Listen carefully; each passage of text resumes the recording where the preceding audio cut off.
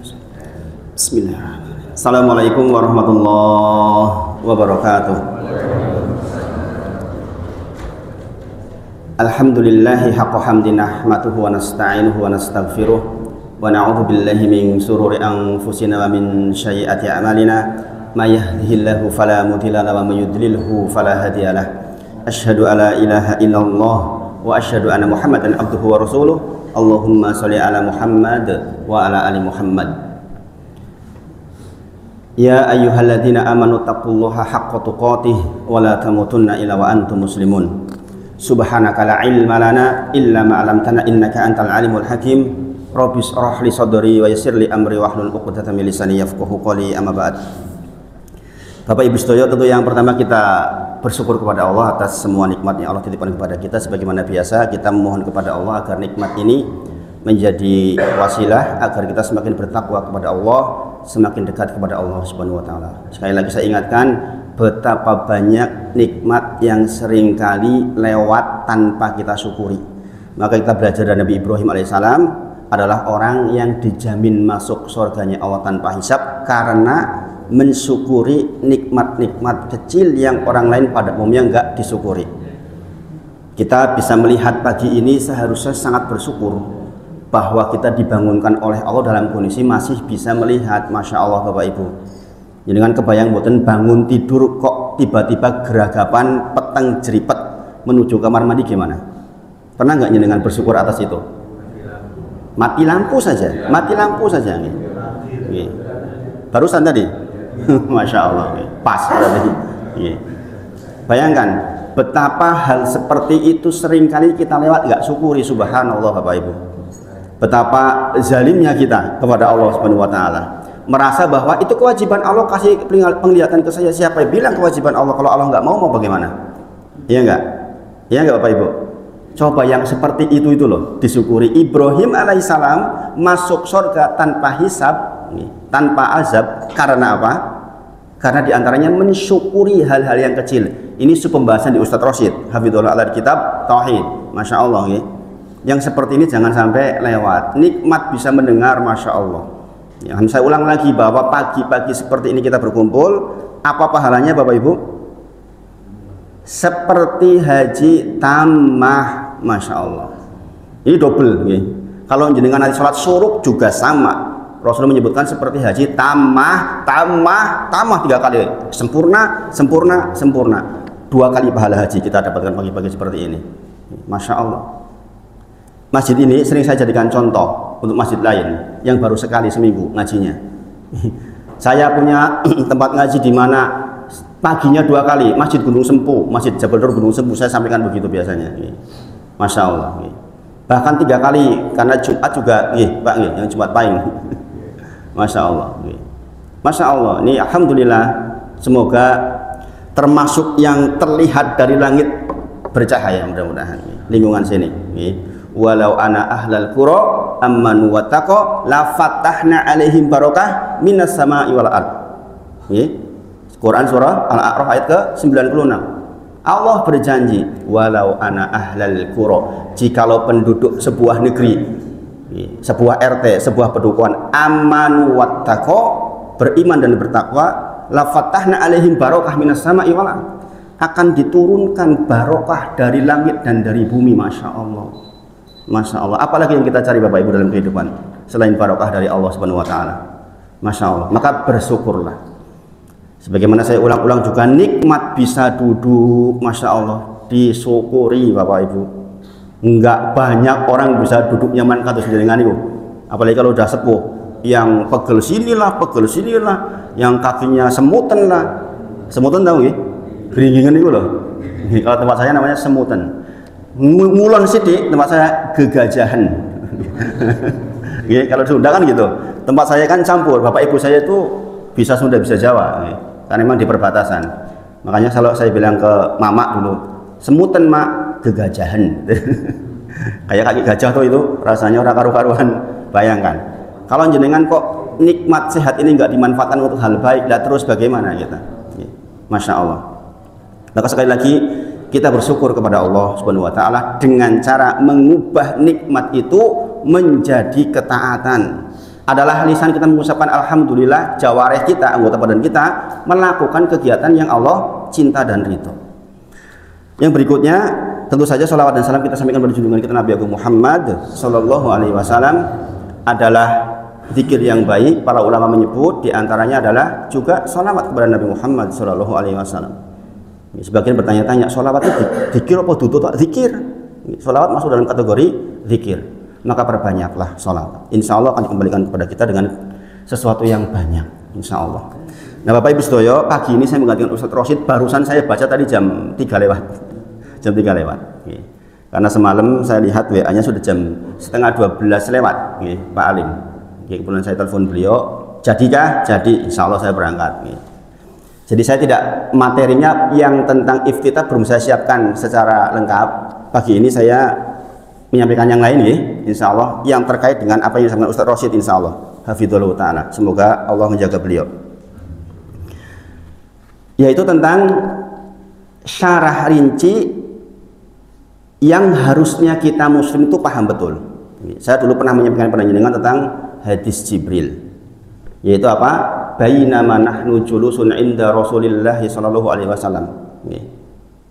Data yaumin ittala alaina rajulun syadidu bayadis siyab wa syadidu sawadus sa'r la yura alai asaru safar wa la ya'rifu minna ahadun. Ini orang-orang muslim harus hafal nih hadis ini nih. Karena ini hadis dasar untuk rukun iman, rukun Islam, rukun ihsan. Jadi dengan hidup sudah 60 tahun nganti pernah membahas ini dalam, itu rugi. Suatu ketika kami sedang duduk-duduk bersama Rasulullah Shallallahu Alaihi Wasallam.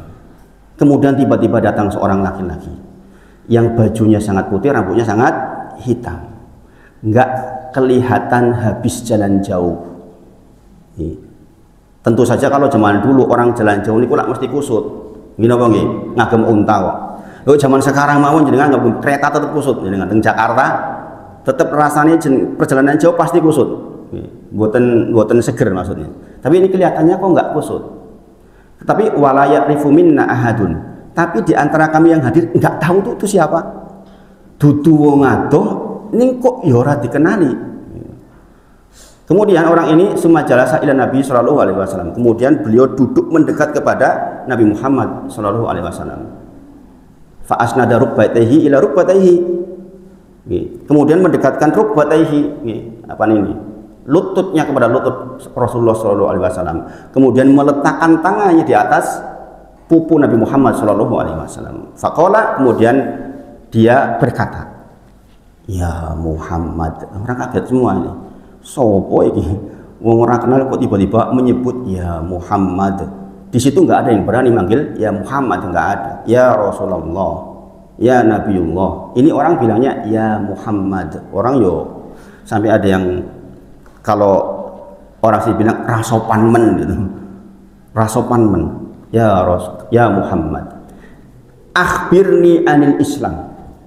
Terangkan kepadaku tentang Islam. Nah, ini dasar-dasar dari rukun Islam. Faqala Rasulullah sallallahu alaihi wasallam, Nabi Muhammad sallallahu alaihi wasallam menjawab, al-Islamu an tashhada ala ilaha illallah wa anna Muhammadar Rasulullah wa tuqimas shalah wa tu'tiyaz zakah wa tasawma Ramadan wa tahujal baiti in istata'ta ilaihi sabila. Apa itu? Rukun Islam. Ya kalau yang ditanya, rukun Islam ini dari mana tuh hadisnya? Ya ini salah satunya. Karena ada beberapa hadis yang lain.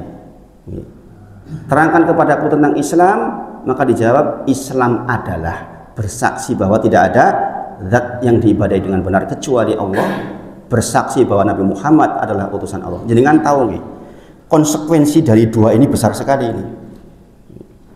Makanya saya katakan kita tuh butuh belajar syarah rinci rukun Islam. Yang kita bahas hari-harian belakangan itu adalah syarah rinci rukun Islam, yaitu wa tuqimas shalah. Sebenarnya masing-masing ada kitab seperti ini. Ini syarah rinci rukun iman ini. Masing-masingnya dari syarah rinci yang pertama asyhadu alla ilaha illallah wa asyhadu anna Muhammadar Rasulullah dengan seluruh konsekuensinya sebenarnya dibahas itu menjadi pembagian dasar dari ilmu kita. Bahwa kita mengucapkan asyhadu alla ilaha illallah wa asyhadu anna Muhammadar Rasulullah berarti kita itu siap dengan seluruh konsekuensinya. Jangan menjadi muslim karena itu kan. Muslim artinya apa? Berserah diri. Berarti kalau kita mengucap itu berarti siap diatur. Itu maksudnya. Membenarkan apa yang dikabarkan oleh Allah lewat kalam-kalamnya di dalam Al-Quran seluruhnya tanpa kecuali. Enggak boleh ada satu pun ayat yang kita ingkari, enggak boleh. Karena kita mengucapkan asyhadu alla ilaha illallah. Kita mengucapkan wa asyhadu anna Muhammadar Rasulullah, artinya 4 konsekuensinya. Di antaranya adalah membenarkan kabar yang dibawa Nabi Muhammad SAW. Enggak bisa ditawar-tawar. Enggak bisa ditawar-tawar. Kalau kita menawar berarti syahadat kita dipertanyakan. Kemudian melaksanakan apa yang diperintah, menjauhi apa yang dilarang. Itu konsekuensinya. Kalau orang sudah mengucapkan syahadat kok nggak mau konsekuensinya, itu yang dilakukan Abu Jahal sama Abu Lahab. Mereka tuh nggak mau mengucapkan itu karena apa? Tahu konsekuensinya, bariki kudu manut karo Muhammad Shallallahu Alaihi Wasallam. Nggak mau dia. Jadi bisa jadi sanjanya mau pinter gitu nih karena tidak dibawakan hidayah. Sementara zaman sekarang banyak orang yang bersyahadat tapi orang ngerti karepe apa. Ini mending-mending daripada Abu Jahal. Mending-mending gitu. Kemudian orang ini menjawab, sodak, bener sing tok kondoke. Makin bingung lagi orang-orang. Kok iso takon dijawab terus malah jawab bener? Berarti orang itu tahu nggak? Tahu nggak? Tahu lah. Kalau nggak tahu gimana membenarkan?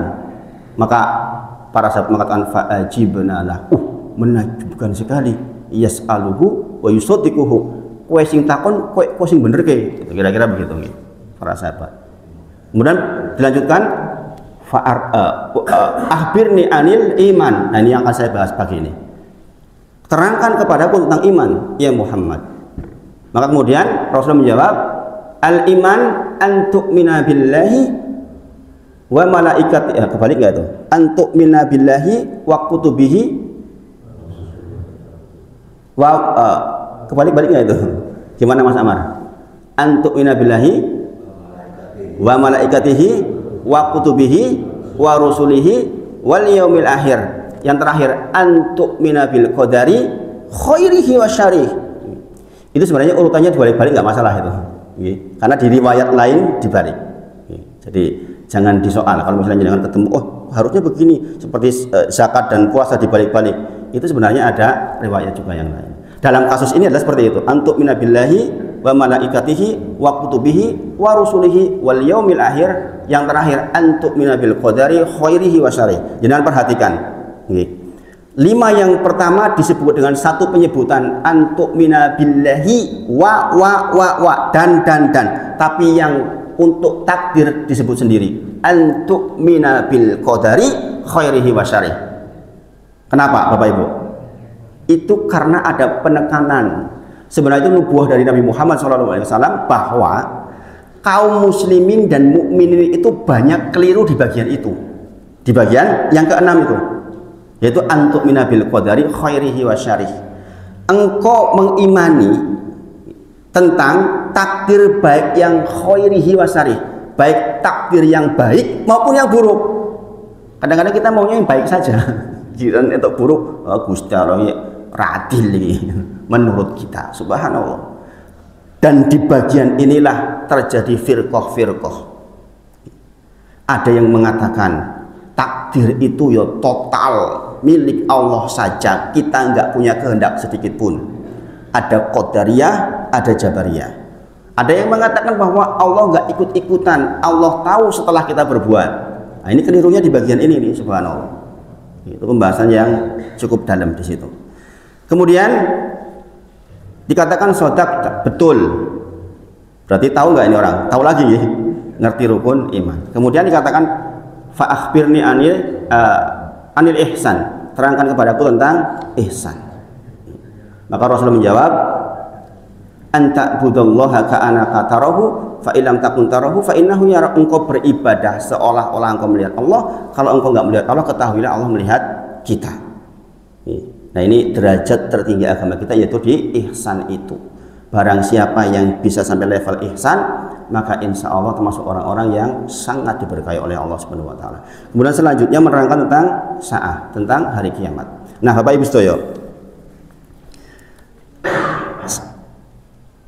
pembelajaran kita di persoalan agama Islam ini sesungguhnya tidak keluar dari ini. Jadi kalau jenengan mau lengkap pembelajarannya, ya disarah tuh, rukun Islam disarah, syaratnya diterangkan ya, dirincikan maksudnya. Kemudian rukun iman yo diterangkan detil, rukun ihsan yo begitu. Maka kalau kita sudah paham itu, insya Allah tinggal nambah sedikit tentang muamalah, terutama muamalah kontemporer. Jangan ditanya tentang bagaimana hukum GoPay, jangan ditanya tentang yang berkembang sekarang itu loh, yang kontemporer Bapak Ibu. Ini kan kita harus sesuaikan kepada zaman Nabi Muhammad SAW. Termasuk misalnya diantaranya kata-kata indaka di dalam jual beli itu penting sekali. Kita boleh menjual barang yang inda, itu di sisi kita, alias milik kita. Ini dipersoalkan di zaman sekarang, karena zaman sekarang kan banyak kita jualan barang bukan milik kita, ya enggak? Ya enggak? Dropshipper milik kita bukan? Bukan. Ya ini disoal. Nah, ini pembahasan tentang fikih kontemporer itu ada sub pembahasan tersendiri, sehingga kalau jangan melakukan segala sesuatu, yang penting babul ilmu qoblal qouli wal amal. Bab tentang ilmu sebelum berkata dan bertindak. Jangan sampai kita bertindak dulu baru cari ilmunya. Ini nanti repot banget. Sebagaimana saya dulu di properti, bertindak dulu. Namanya mahasiswa semester 4, kayak mana semangatnya? Dapat 8 lokasi, gagah-gagahan toh, ngisi semester 4, wis duwe lokasi 8, ngurus uang 1 miliar per minggu, subhanallah. Akhirnya kejeglong-jeglong karu-karuan. Sudah sampai ke konsumen, sertifikat belum jadi, dikejar-kejar konsumen, mau dipolisikan, subhanallah. Karena Pak, babul ilmu qoblal qouli wal amal. Bab tentang ilmu sebelum kita berbuat dan bertindak. Jadi kita membiasakan, pastikan yang kita ucapkan dan kita lakukan itu memang benar ada ilmu di belakangnya. Daripada bacut keperucut, repot banget. Repot banget. Saya ngurusi yang namanya soal properti dulu itu subhanallah, menguras, betul-betul menguras pikiran. Bagaimana coba? Rumah sudah ditempati, IMB-nya nggak jadi-jadi. Stres nggak kita coba? Subhanallah. Itu saya mengalami itu. Saya mengalami semuanya itu. Makanya sering saya beri peringatan kepada pengusaha-pengusaha muda, hati-hati sebelum memulai. Hati-hati sebelum memulai. Di antara teman saya ada yang akhirnya masuk gitu. 3 bulan kemarin, subhanallah. Karena yaitu tadi ilmu, babul ilmu qoblal qouli wal amal. Dalam hal urusan dunia saja seperti itu, apalagi urusan akhirat. Nah, Bapak Ibu, pagi ini saya ingin menyampaikan pada panjenengan sebagai pondasi terkait dengan rukun iman kita. Rukun iman kita yang pertama, iman kepada siapa tadi? Kepada Allah Subhanahu wa taala.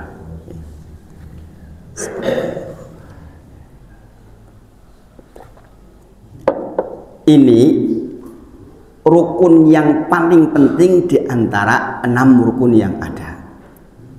Di dalam Al-Quran dan hadis biasanya rangkaiannya disebutkan sebagian hanya 5. Tentang antu'mina bil qadari khairihi wa syarrihi biasanya terpisah Bapak Ibu. Karena rukun iman kepada Allah itu pasti harus sepaket kepada rukun kepada takdir, qada dan qadar. Jangan mengimani Allah berarti jangan mengimani seluruh dari perbuatan Allah pula. Maka saya coba mengingatkan jenengan tentang pembelajaran jenengan di awal-awal dulu sama Ustadz Rosid hafizahullah taala. Yaitu ketika jenengan beriman kepada Allah harus menghasilkan hati yang sangat tenang. Ini penting, ini poin. Jenengan mengucapkan iman kepada Allah, bahwa saya beriman kepada Allah, maka seharusnya dengan pengetahuan yang cukup jenengan akan tentram sekali hatinya dalam situasi seperti apapun. Saya ngomong seperti ini bukan cerita orang lain Bapak Ibu Sedoyo. Saya mengalami semuanya masalahnya. Jadi kalau cerita miskin, saya mengalami miskin. Saya bukan cerita orang lain. Cerita tentang sampai nggak bisa makan, saya mengalami betul itu. Bukan di tahun-tahun dulu. Masya Allah. Saya pernah ceritakan di sini tentang sejarah Ammar Yusuf waktu masih kecil, jam 3 pagi kelaparan, nggak ada apa-apa. Pernah mengalami saya. Jadi bukan cerita orang lain. Tetapi mungkin itulah cara Allah kasih tarbiyah ke saya, biar saya tuh tahu Allah saya itu mana. Gusti Allah niku sinten, niku penting itu. Nah itu dibicarakan di syarah rinci rukun iman di bagian iman kepada Allah, Bapak Ibu. Makanya kemarin ketika kita bicara iftitah, ya kan, jenengan mau masuk ke rukun Al-Fatihah, disiapkan dulu hatinya, disiapkan dulu dengan menyucikan Allah, mengagungkan Allah, memintakan ampun atas dosa-dosa kita, baru kemudian kita bermunajah minta ihdinas siratal mustaqim. Gini apa gini? Ujuk-ujuk jaluk, urung nyiap kayak ini kadang-kadang jadi masalah, Bapak Ibu. Kita menyiapkan dulu dengan iftitah, maka ada jeda waktu sebentar setelah iftitah sebelum a'udzubillahi minasyaitonirrajim. Bismillahirrahmanirrahim di sebagian pendapat yang lebih kuat. Nah, mengenali Allah pasti tidak akan bisa lepas dari mengenal tentang rububiyahnya Allah. Saya, Bapak Ibu sedaya, mengambil mata kuliah di Islamic University. Itu jadi beberapa universitas internasional itu membuka cabang yang lewat online. Saya dapat materinya untuk semester ini.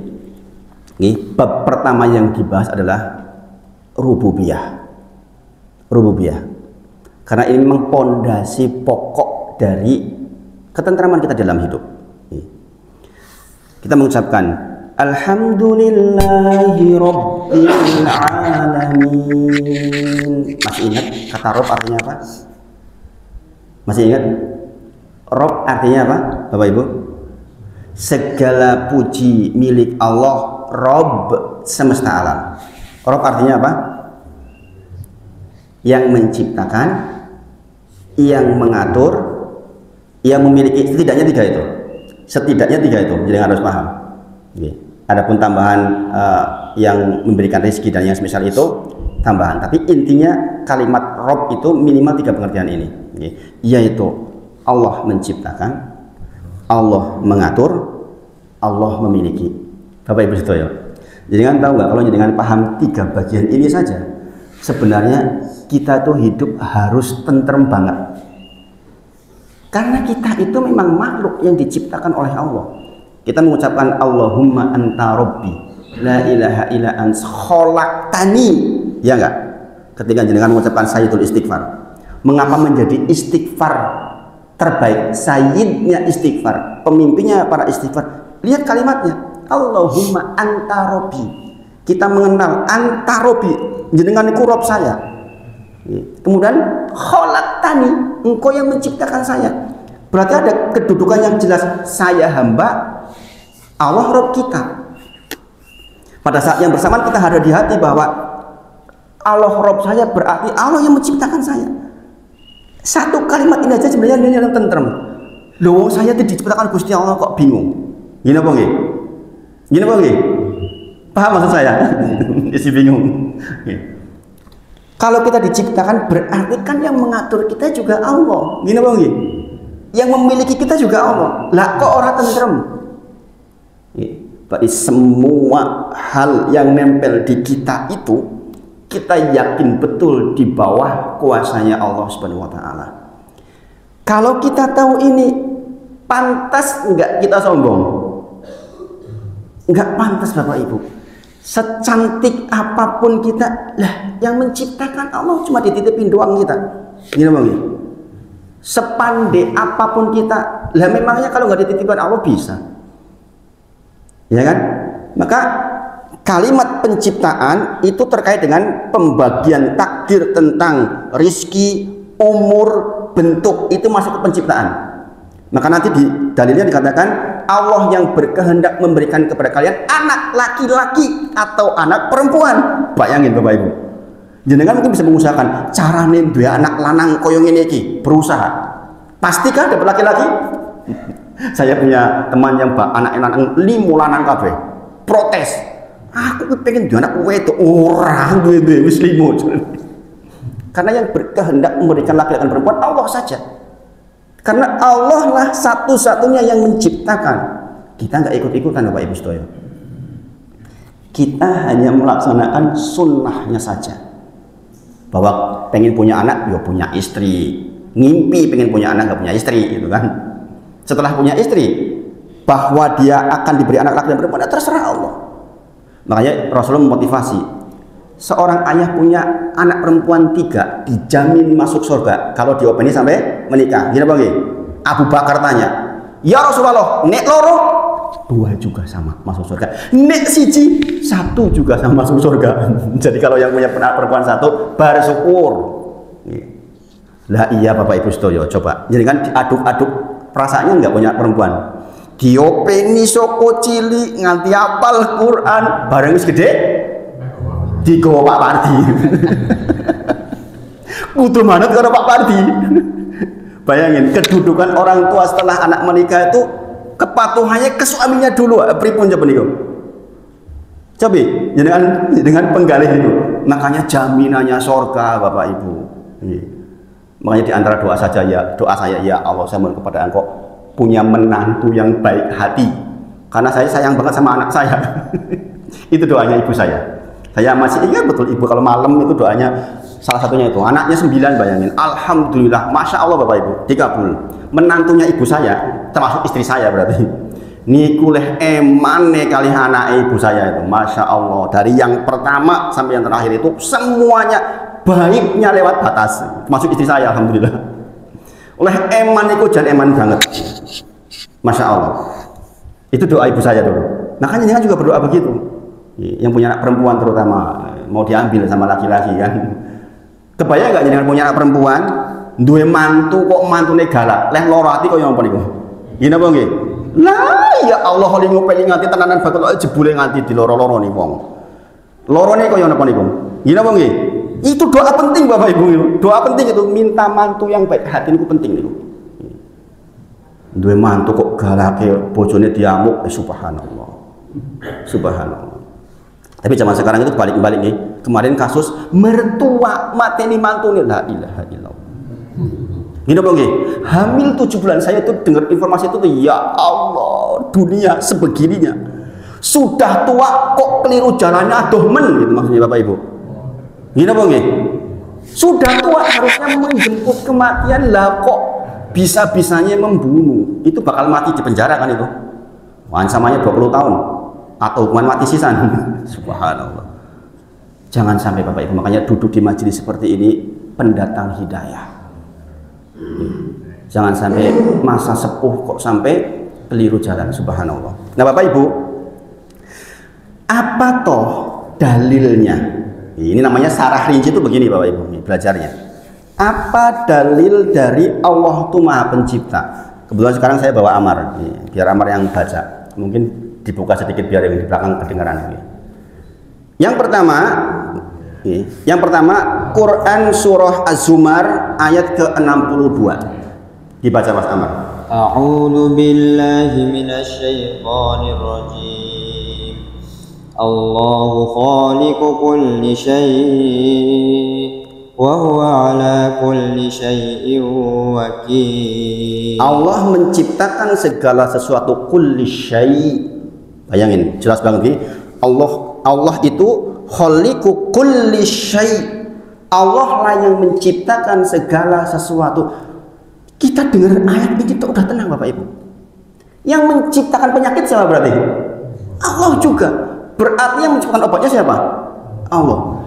Kalau kebetulan jenengan lagi sakit, ingat beginian, itu tentrem Bapak Ibu. Kita langsung astagfirullah wa atubu ilaihi. Quran surah Hud ayat 52. Janji Allah bagi orang-orang yang lagi sakit, dengan istighfar ya Allah ringankan. Jelas. Karena Allah yang menciptakan penyakit, Allah pula yang menyembuhkan. Gini apa nggih? Dikatakan khaliqu kulli syai'.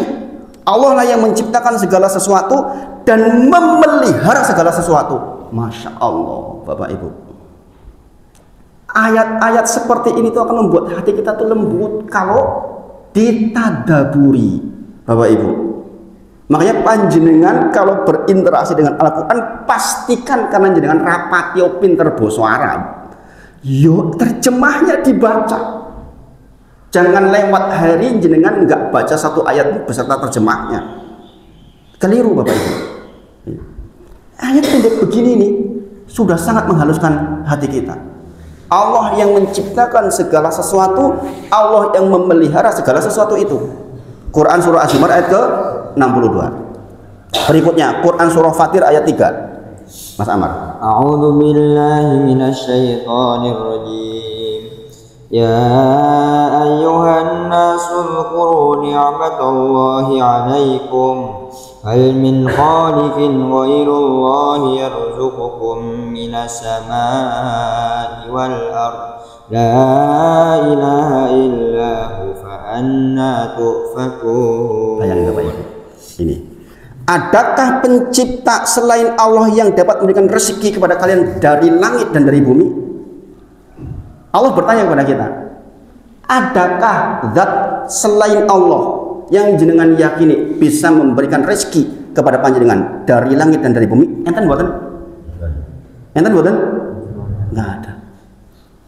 Allah tuh tantang kepada kita, ada nggak? Coba selain Allah yang bisa kasih rezeki. Sekali lagi kita baca ayat seperti ini tentrem banget Bapak Ibu. Saya justru merasakan ayat-ayat seperti ini justru ketika saya hijrah Bapak Ibu. Ketika saya kehilangan hampir seluruh harta. Nih, seluruh aset saya nolkan, bayangin Bapak Ibu. Dari mulai gudang, truk, semuanya dinolkan lagi. Saya nggak punya apa-apa, saya ngontrak lagi. Subhanallah Bapak Ibu. Saya merasakan betul bahwa yang mengatur rezeki kita itu total Allah, bukan kita. Jenengan pikir jenengan usahane jenengan yang bagus itu, yang jenengan anggap terampil itu yang dapat rezeki, bukan Bapak Ibu. Kalau Allah berkehendak ambil selesai dalam satu kali, ya enggak? Saya dulu punya gudang ya, gudang material, kayu khususnya. Kadang-kadang saya kalau malam suka nongkrong di situ, ya, ada semacam amben tempat yang agak tinggi gitu, saya duduk di situ kadang-kadang merenung. Andai gudang sebanyak ini kayunya kesulut api sedikit saja bubar itu, ya enggak? Seluruh modal hilang dalam satu waktu itu. Yang namanya kayu itu mudah banget terbakar. Saya produksi kusen juga waktu itu. Jadi seluruh perumahan yang saya buat itu saya bikin sendiri kusennya. Anak muda biasa pengennya kabeh di raup, dipikirnya kalau begitu terus sugih. Bapak Ibu keliru nih, keliru. Orang itu bidangnya masing-masing, jangan diraup seluruhnya. Bapak Ibu bayangin, saya belanja kayu itu dari Jawa Barat. Kadang-kadang datang ke sini itu jam 1:30 malam. Jam 1:30 malam ditelepon dari ini truk masuk bawa kayu, tolong ke sini. Gimana coba? Wengi-wengi ini kudune sholat wengi kudu ketemu karo saya. Intinya waktu itu ya ini kelebihan muatan dan sebagainya. Ternyata Masya Allah saya ngobrol sama beliau waktu itu. Anaknya di kedokteran UGM, kedokteran gigi. Akhirnya jadi ngobrol. Jadi konco lagi. Malam-malam begitu urusannya Bapak itu bayangin. Subhanallah. Padahal yang kasih rezeki siapa? Allah. Wa ma khalaqatul jinna wal insa illa liya'budun. Kalau dengan teruskan ayatnya, maka ada kata-kata innallaha huwa razzaqu dzul quwwatil matin. Allah tuh enggak minta kepada kita makan. Maksudnya apa? Jenengan yentok mencari nafkah ning ojo ngancing. Pencarian nafkah panjang itu melalaikan Allah. Itu maksudnya. Paham nggih? Paham nggih? Jam 1 wengi kerja niku ngapain Bapak Ibu? Itu namanya mengambil bagian Allah. Seharusnya kita bermunajat karena urusan rizki katanya. Sampai pagi kita kerja, subhanallah. Subhanallah. Tanpa mengecilkan yang memang harus kerja malam nih. Kalau memang ada orang yang kerjanya harus malam ya dibagi. Maksudnya jangan seluruh waktu kita untuk cari rezeki. Karena yang maha memberikan rezeki adalah Allah. Makanya Allah itu memuji orang-orang yang justru sibuk dengan rezekinya tapi tidak lupa kepada Allah. Fi buyutin adinallahu an turfa'a wa yudhkara fiha ismuhu yusabbihu lahu fiha bil ghudwi wal asal rijalun la tulhihim tijaratun wala bai'un an dzikrillah wa iqamis sholati wa ita'iz zakat. Jelas banget nih. Allah tuh memuji orang-orang yang perdagangannya, kesibukan bisnisnya tidak membuat dia lupa dengan zikrullah.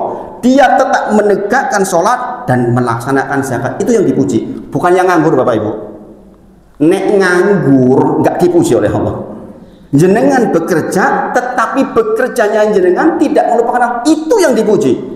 Nek anggur-angguran tok nggak dipuji. Makanya seseorang yang saya mengikatkan dirinya di masjid karena hanya ingin beribadah kepada Allah, bagaimana? Ditarik, suruh keluar, iya enggak? Karena memang kita disuruh bekerja, tapi bekerjanya kita tidak membuat kita lupa kepada Allah Subhanahu wa Ta'ala. Kemudian dalil spesifik bahwa Allah menciptakan. Gimana itu Quran surah Yasin ayat ke-36. Dibaca Mas. Subhanalladzi khalaqal azwaja kullaha mimma tunbitul ardh wa min anfusihim wa mimma la ya'lamun. Maha suci Allah yang telah menciptakan pasangan-pasangan semuanya, baik dari apa yang ditumbuhkan oleh bumi, tumbuh-tumbuhan, dan dari mereka maupun dari apa yang tidak mereka ketahui. Bapak Ibu sedaya, mungkin jangan bertanya-tanya, menciptakan pasangan-pasangan semuanya. Ada yang komplain ke saya, Ustaz saya masih jomblo sampai sekarang, rugi pasangan piye? Ada orang yang ditakdir sampai meninggalnya belum punya pasangan. Insya Allah di akhirat dipasangkan. Jangan khawatir, dunia cuma sebentar Bapak Ibu. Saya jadi ingat dosen saya Pak di Tekim yang gagal dengan percintaannya, hanya menikah sampai tua. Iya Pak. Dan kemarin sempat lihat nggak itu yang anak ITB jadi ODGJ karena cinta. Pak Fardi, hati-hati Pak Fardi. Saya bingung gitu, wong pinternya kayak ngono iso gagal cinta terus jadi ODGJ ini kurang iman Bapak Ibu. Makanya banyak-banyak istighfar. Orang urusan pinternya ditakdir sama Allah, ya bagiannya begitu. Semuanya pasti ada hikmahnya buat kita. Semuanya ada hikmahnya buat kita. Itulah kita tuh harus betul-betul merendah kepada Allah Subhanahu wa Ta'ala. Kadang-kadang kalau orang diberi lurus terus, sukses terus, pinter terus, kebablasan Bapak Ibu. Maka ada kalanya kita diingatkan bentuk rahmat Allah kepada kita tuh kesulitan Bapak Ibu. Dan saya merasakan itu. Dan saya merasakan itu. Justru saya mendapatkan banyak sekali rahmat Allah ketika sulit. Dulu ketika tidak sulit tuh susah untuk dekat sama Allah. Bayangin kegiatan saya dulu Bapak Ibu.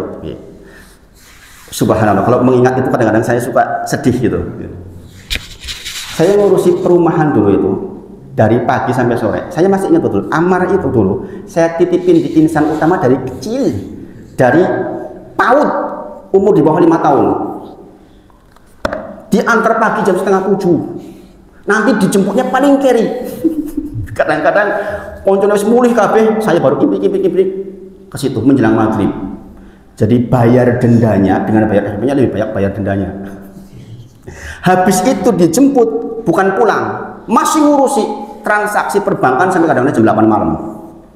Bapak Ibu, kesibukan seperti itu. Sehingga kami tuh kalau makan ya di jalan. Bukan di tengah jalan makan, mampir di jalan maksudnya. Satu hari saya ingat betul gitu loh. Karena kita tahunya kalau makan YouTube di KFC dan yang semisal itu, yang paling gampang, mobil masuk, sudah makan. Sehari rata-rata 300.000 habis zaman waktu itu. Subhanallah. Bayangkan, kita itu disiksa oleh dunia kalau kita nggak punya ilmu Bapak Ibu. Dapatnya banyak tapi nggak ada barokahnya sama sekali. Sekarang uang 300.000 rasanya banyak banget itu, Masya Allah. Maka bersyukurlah dengan yang ditakdir oleh Allah sudah nyaman hidupnya, Masya Allah. Berikutnya Quran surah An-Nahl ayat ke-5. Allah menciptakan hewan. Mas Amar.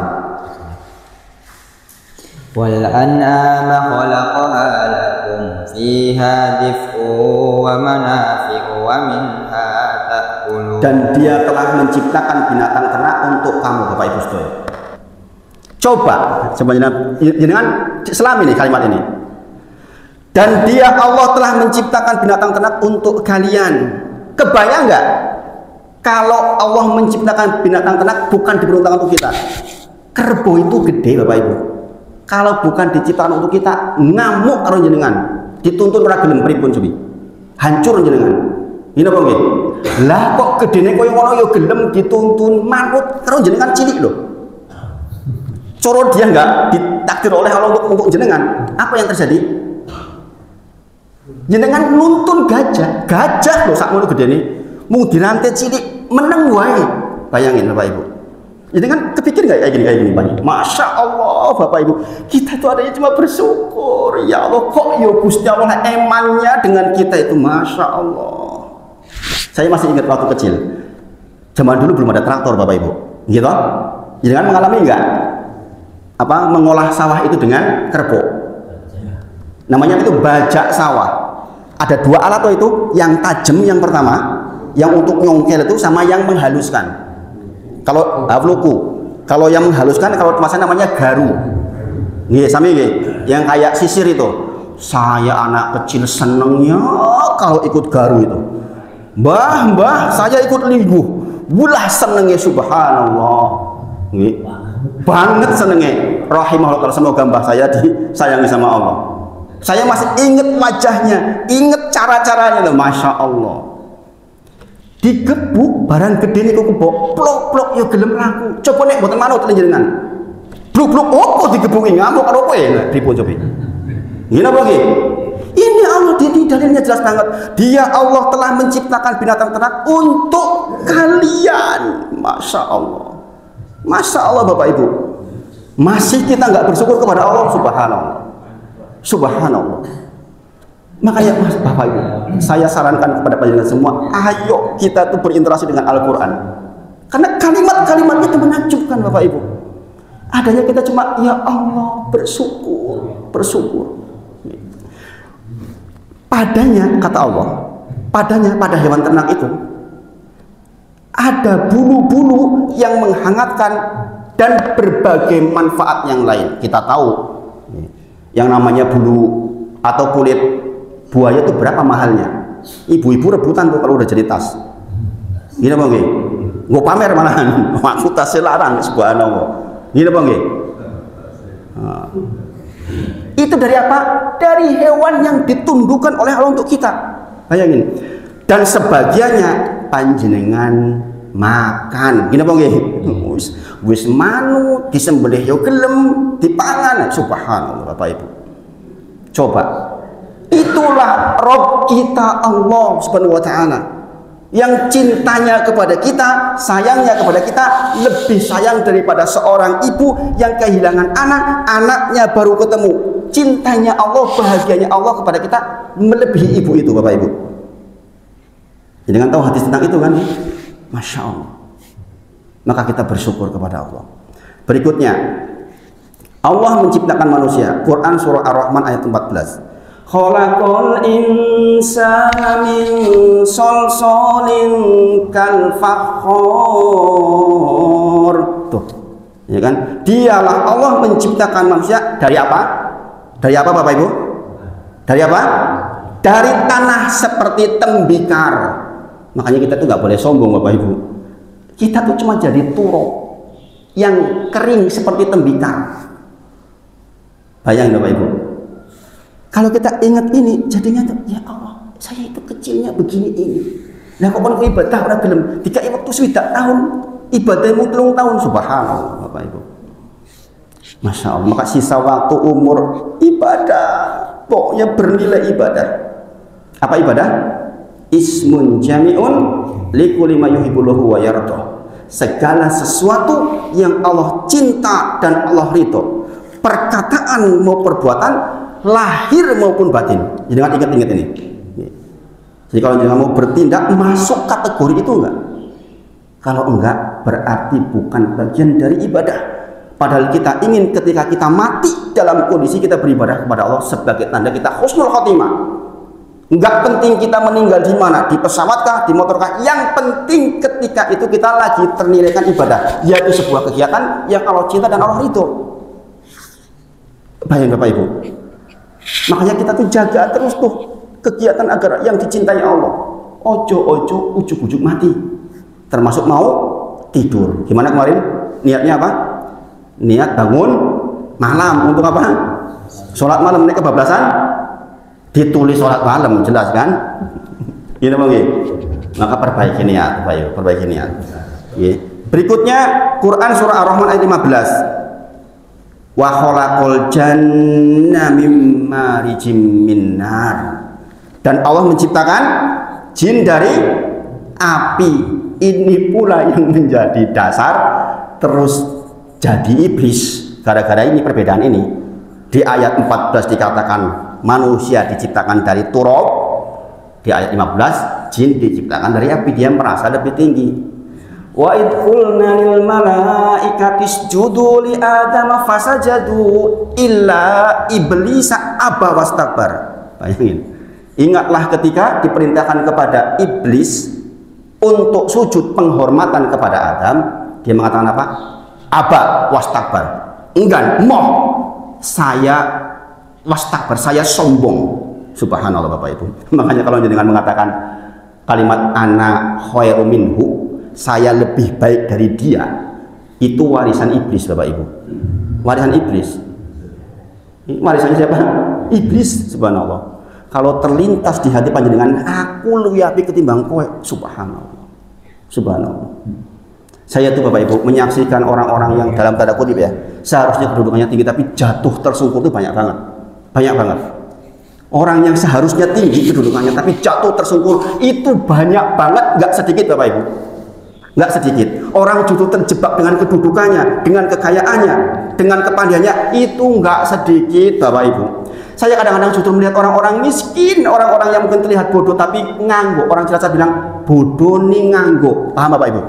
Sidik ilmunya tapi dia tenanan dengan ilmunya. Masya Allah. Makanya dari situ kita tahu bahwa memang kita tuh nggak boleh sombong. Dalam hadis qudsi dikatakan apa? Sombong itu selendangnya Allah. Barang siapa pakai selendangku dilempar ke neraka jahanam. Subhanallah. Maka sedikit pun nggak ada kita ruang untuk sombong. Berikutnya Quran surah Al-Hajj ayat ke-73. A'udzu billahi minasyaitonir rajim. Ya ayyuhan nasu duriba mathalun fastami'u lahu. Innal ladzina tad'una min dunillahi lan yakhluqu dhubaban wa law ijtama'u lahu. Wa yaslubhumud dhubabu syai'an la yastanqidhuhu min dha'fat talib wal matlub. Jenengan wajib nangis dengan ayat ini Bapak Ibu. Quran surah Al-Hajj ayat 73. Nangis kebangetan guys. Kalau jenengan betul-betul mentadaburi nangis Bapak Ibu. Kata Allah, hai manusia, telah dibuat perumpamaan buat kalian, maka dengarkanlah olehmu perumpamaan itu. Kata Allah, sesungguhnya segala yang kamu seru selain Allah sekali-kali tidak dapat menciptakan seekor lalat pun. Ini pernyataan yang jelas dari Allah. Kita tuh nggak boleh bersandar meminta tawakal kepada zat selain Allah, termasuk pekerjaan kita, termasuk istri kita, termasuk segala sesuatu apapun. Ketahuilah, yang disandar itu nggak mungkin bisa walaupun disuruh bikin seekor lalat pun. Lanjutannya dikatakan, dan walaupun mereka bersatu menciptakannya, seluruhnya bersatu untuk menciptakan, nggak bakal bisa. Kemudian, dan jika lalat itu merampas sesuatu makanan darimu, tiadalah mereka dapat merebutnya kembali dari lalat itu. Terhina nggak kita? Jenengan kayak dahar roti, ada lalat, dia ambil lalat mabur, jenengan sakit buatan ngambil, sakit buatan, walang koyak karu-karuan. Gini bang, kalau di sini menyebutkan panjenengan atau orang yang disandingkan dengan Allah, ketahuilah kalau mereka diambil oleh lalat bagiannya, nggak bisa mereka mengambil lagi. Betapa hinanya maksudnya, Bapak Ibu sekalian. Lah kok kita bisa-bisanya bersandar kepada selain Allah? Bayangin Bapak Ibu, kita tuh baca ayat-ayat begini rasanya tuh malu. Ya Allah, selama ini saya hidup ngapain? Makanya Bapak Ibu, baca ayat seperti ini langsung kita murojaah hidup kita. 1 jam terakhir mata saya untuk apa? Hidung saya untuk apa? Pendengaran saya untuk apa? Kalau kita 1 jam ke depan kita mati, sudah dalam kondisi kita sedang hitung-hitung diri kita. Perintahnya jelas, Allah menyebutkan kita harus menghitung-hitung diri kita sebelum kita dihitung oleh Allah Subhanahu wa taala, Bapak Ibu. Maka mudah-mudahan kita termasuk orang-orang yang diberkahi oleh Allah, Bapak Ibu. Kita belajar seperti ini untuk mengenali Allah. Ini masuk dalam kategori syarah rinci rukun iman kita. Sebenarnya ini menjadi bagiannya Ustadz Rashid. Jadi kitab Tauhid insya Allah diperdalam di sana. Saya hanya mengantarkan hal-hal yang sederhana seperti ini, mudah-mudahan menjadi pemicu untuk panjenengan semakin dekat kepada Allah Subhanahu wa taala. Kemudian untuk ibu-ibu semuanya, kemarin sudah sebagian ada yang WA dengan istri saya tentang tahsin di sini, monggo.